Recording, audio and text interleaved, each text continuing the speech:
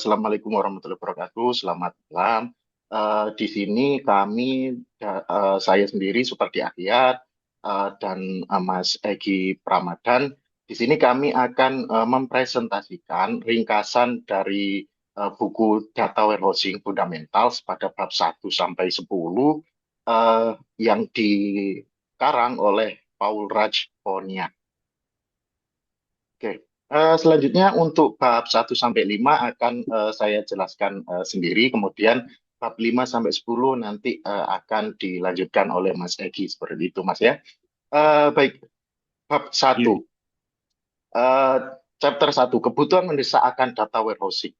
Jadi, escalating need for strategic information itu maksudnya apa? Maksudnya adalah eksekutif dan manajer itu butuh data lintas fungsi untuk produk, wilayah, dan waktu, untuk strategi dan pemantauan. Selanjutnya, meskipun perusahaan atau organisasi itu punya banyak data, tapi terjadi krisis di sini atau krisis informasi. Krisis informasi itu apa? Data itu tersebar di banyak sistem, misal mainframe, client, server, dan VSAM dan RDBMS, tapi tidak kompatibel dan tidak analitis seperti itu. Selanjutnya tren teknologi. Tren teknologi itu melihat bahwa eh, biaya komputasi itu turun antar muka itu makin ramah, user interface makin ramah, kemudian konektivitas meningkat. Akhirnya apa namanya data data warehousing itu semakin memungkinkan atau viable seperti itu. Selanjutnya peluang dan resiko, opportunity and risk. Nah, untuk resikonya sendiri, apa namanya, untuk data warehousing sendiri, informasi strategis itu meningkatkan efisiensi keputusan, ya, efisiensi dan keputusan. Tanpanya muncul eh, banyak resiko soal apa keterlambatan dan data yang tidak konsisten. Kemudian failure of past decision support system. Nah, kegagalan sistem dukungan keputusan yang lama itu adalah laporannya yang berbentuknya ad hoc. Jadi dan juga EIS atau Executive Information System itu gagal karena tergantung pada TI atau teknologi informasi, kemudian tidak fleksibel dan juga lambat. Kemudian Operational versus Decision Support System. Jadi untuk sistem operasional itu butuh yang namanya OLTP atau Online Transaction Processing. Itu untuk apa? Transaksi harian. Kemudian untuk keputusan pendukung atau pendukung keputusan itu ada DSS, Decision Support System, untuk analisis keputusan. Itu perlu sistem yang terpisah dari sistem yang tadi itu, sistem operasional. Nah, kemudian data warehousing itu adalah satu-satunya solusi yang paling layak saat ini. Kenapa? Karena data warehousing itu mengambil data dari banyak sumber, membersihkan, mentransformasi, kemudian menyimpan dan bisa dianalisis secara mandiri dari pengguna seperti itu. Kemudian data warehouse sendiri itu apa sih definisinya? Definisi dari data warehousing adalah sebuah lingkungan informasi terintegrasi untuk akses data historis dan real time, dukungan keputusan tanpa gangguan sistem OLTP seperti itu. Kemudian di bab 2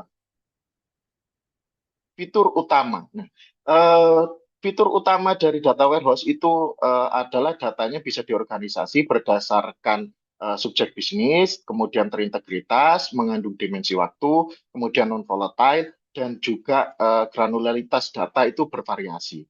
Kemudian data warehouse dan data marts.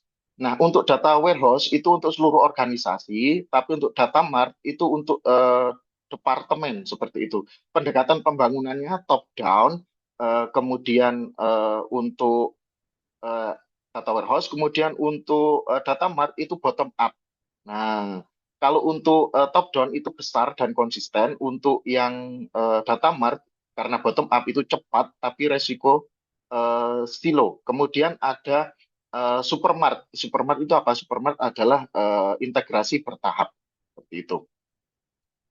Kemudian komponen utama. Komponen utamanya ada yang pertama data source, jadi datanya dari berbagai sumber, kemudian data staging. Data staging itu ekstraksi dan transformasi data, kemudian ada data storage, penyimpanan data, kemudian historis dan read only, kemudian ada information delivery, yaitu laporan, OLAP, EIS, dan juga data mining. Kemudian ada juga metadata, yaitu dokumentasi dan peta navigasi dari data itu.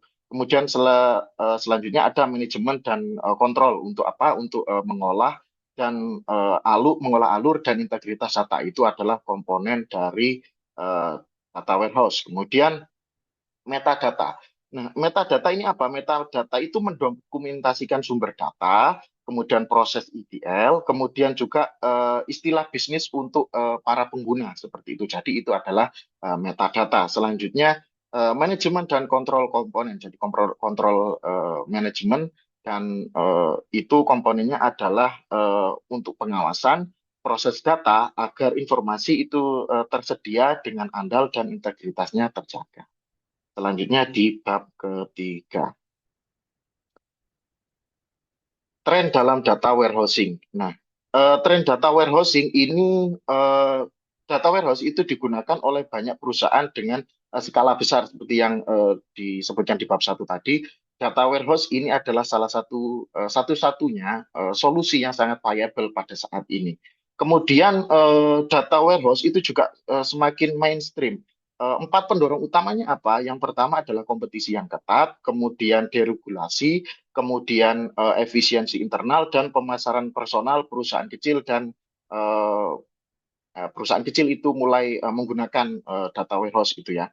Kemudian eh, vendor dan solusinya, pasar pasar yang stabil, pasar data warehouse itu eh, menyebabkan banyak apa namanya banyak vendor itu menyediakan beberapa produk ya seperti yang pertama data cleansing, kemudian OLAP atau online analytic processing, kemudian data mining. Ada beberapa fitur paralel-paralel untuk query dan paralel server untuk kinerja tinggi juga. Selanjutnya signifikan trend. Nah, untuk di data warehouse itu ada beberapa tren yang cukup signifikan. Yang pertama adalah tren integrasi berbagai tipe data. Jadi tipe datanya ada banyak ya, numerik, teks, gambar, audio, dan video. Kemudian juga visualisasi interaktif dan juga dashboard. Kemudian ada parallel processing juga. Itu adalah signifikansi dari trennya. Kemudian web enable data warehouse. Jadi data warehouse itu bisa diakses via warehouse untuk karyawan, mitra, publik, dan dapat menyerap clickstream untuk analitik di e-commerce seperti itu. Itu adalah bab ketiga. Selanjutnya bab keempat, perencanaan dan manajemen proyek.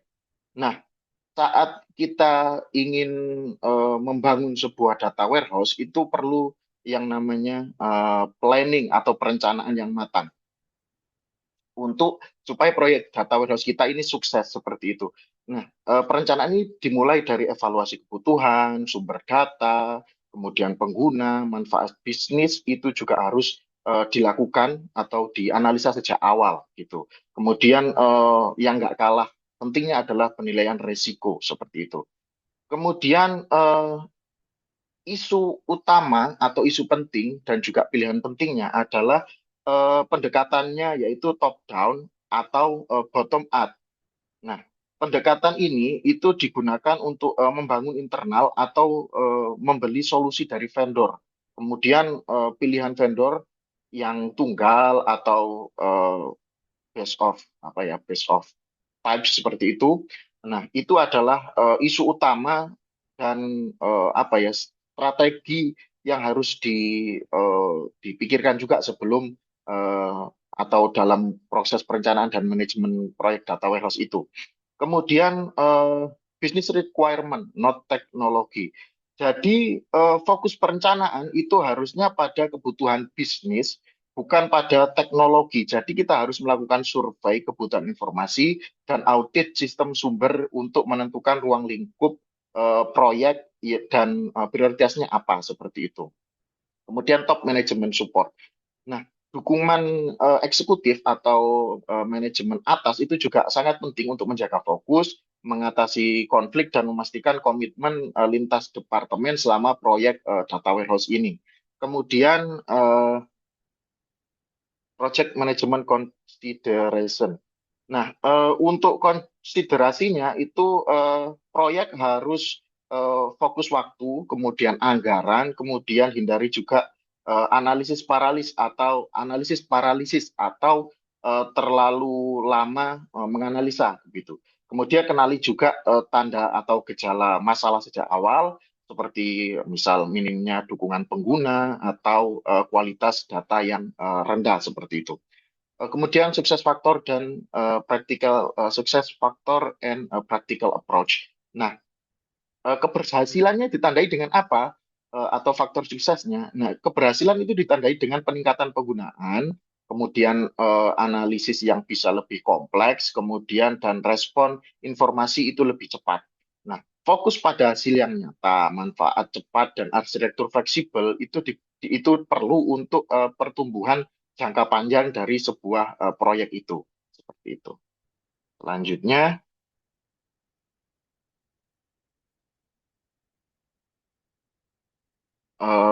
new approach to requirement. Jadi, data warehouse itu fokus pada penyediaan informasi yang strategis, bukan transaksi harian. Kemudian paradigma itu bergeser dari data capture ke information delivery. Kemudian tantangan utamanya apa? Tantangan utamanya adalah pengguna sering kesulitan menggunakan kebutuhan untuk sistem baru. Kemudian dimensional analysis. Analisis dimensinya adalah pengguna itu berpikir dalam dimensi bisnis seperti waktu, wilayah, produk, pelanggan, dan pendekatan ini itu mampu untuk mendefinisikan kebutuhan warehouse tersebut. Contohnya, klaim asuransi menurut agen dan status polisnya.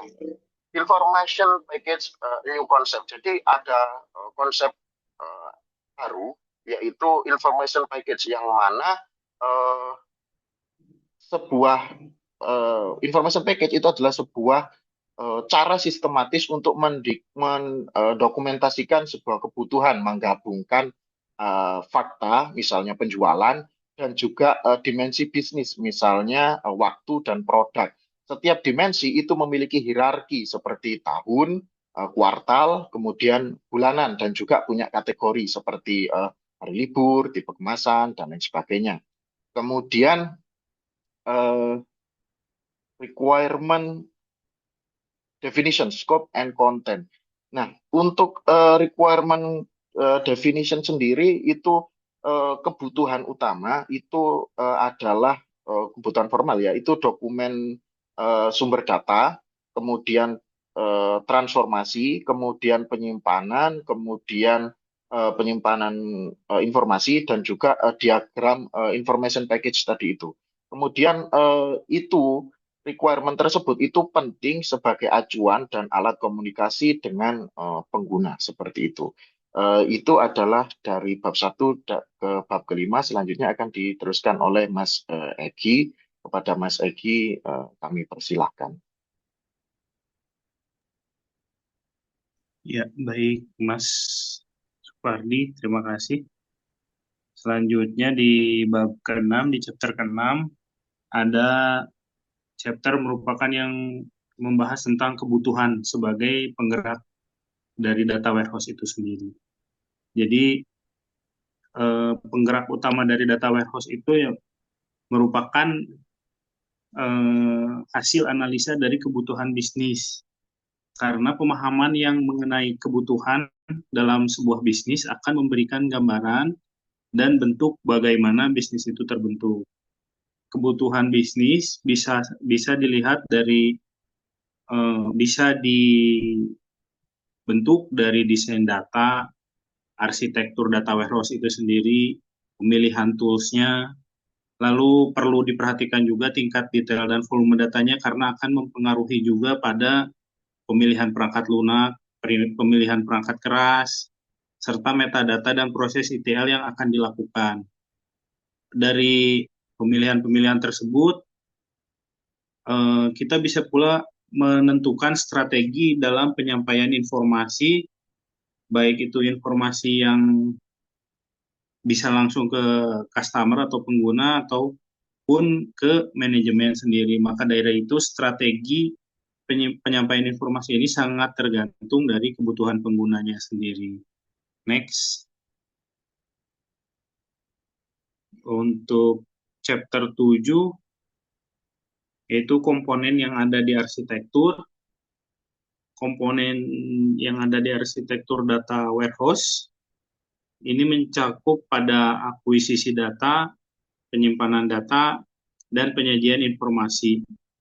Data yang diperoleh dari berbagai sistem sumber harus diproses terlebih dahulu, maka dari itu data yang diperoleh harus bersifat fleksibel, dinamis, dan berbasis metadata karena akan melalui proses terlebih dahulu sebelum disimpan dalam data warehouse. Metadata juga akan menjadi bagian penting yang dapat mendokumentasikan semua proses dan isi data warehouse. Selain itu, diperlukan modul manajemen dan kontrol untuk memantau integritas dan kinerja sistem. Modul ini dapat dibentuk pada arsitektur data warehouse itu sendiri, sehingga akan mendukung analisis kompleks yang terjadi pada sebuah bisnis. Lalu pada chapter 8, di sini pembahasannya mengenai infrastruktur sebagai fondasi. Jadi di infrastruktur ini fondasi utama dari data warehouse dikarenakan infrastruktur itu mencakup tiga aspek. Yang pertama hardware atau perangkat keras, yang kedua sistem operasi atau operating system, ada juga di BMS, dan juga tools atau alat untuk pemrosesan paralel agar kinerja sistem yang besar dapat terdukung oleh alat tersebut. Pemilihan untuk dukungan proses paralel dan konektivitas ini sangat penting dikarenakan harus sesuai dengan volume yang akan data yang akan diproses tersebut dan kompleksitasnya harus kita analisa dulu sehingga tidak ada terjadi salah pemilihan alat-alat atau infrastruktur yang ada. Pemilihan platform server dan sistem operasi juga mempengaruhi performa karena setiap proses itu memiliki kualitasnya masing-masing sehingga kita harus menjaga kualitas data itu agar tetap sangat efektif dan efisien. Kualitas data pun menjadi bagian penting dari infrastruktur yang mendukung arsitektur data warehouse secara keseluruhan.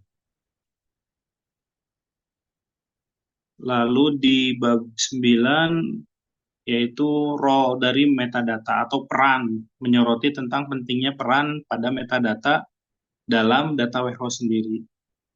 Metadata itu penting sekali untuk pengguna dan tim dalam pemrosesan data warehouse, membantu menghubungkan pengguna atau user dengan data yang tersedia sehingga pengelolaan dan otomatisasi proses dapat berjalan dengan baik.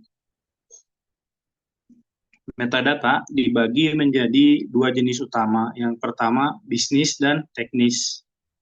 Masing-masing metadata memiliki peran penting dalam dokumentasi, integrasi data, serta penggunaan data oleh pengguna akhir. Namun pada metadata ini ada tantangan yang sangat terlihat dalam pengelolaan metadata, yaitu integrasi dari berbagai sumber. Maka dari itu, seperti yang telah dibahas sebelumnya, data-data yang diperoleh harus fleksibel dan dinamis, karena tidak semua dapat didapat dalam satu format yang sama. Lalu di bab terakhir, bab 10, ini membahas prinsip-prinsip pemodelan dimensional. Pemodelan dimensional menjadi dasar utama dalam merancang data warehouse. Dimensional modeling yang sering digunakan adalah skema STAR Pemodelan ini dirancang untuk mudah dipahami atau user friendly oleh pengguna bisnis dan mendukung proses analisis yang efisien. Star skema ini adalah skema di mana satu tabel fakta terhubung ke beberapa tabel dimensi lainnya. Tabel fakta menyimpan data metrik serta penjualan, sedangkan tabel dimensi memberikan konteks yang lebih ke valuable, waktu, produk, atau lokasi. Pada pemodelan star skema ini juga melibatkan penggunaan granularitas data untuk mencapai efisiensi maksimal dalam pengambilan keputusan. Keseluruhan dari isi bab 1 sampai 10 mungkin menggambarkan alur logis mulai dari urgensi kebutuhan informasi strategis, konsep dasar, dan komponen teknis, sehingga penerapan dalam desain dan pembangunan sistem data warehouse yang tangguh. Dalam buku ini tidak hanya menyampaikan teori, namun juga menekankan keterikatan antar elemen sebagai fondasi data warehouse itu sendiri. Mungkin segitu dari saya. Terima kasih. Oke, baik. Terima kasih Mas Egi. Demikian presentasi dari kami untuk data OLAP, mata kuliah data OLAP dan data warehouse. Eh, Kurang lebihnya mohon banyak. Demikian dari kami. Assalamualaikum warahmatullahi wabarakatuh.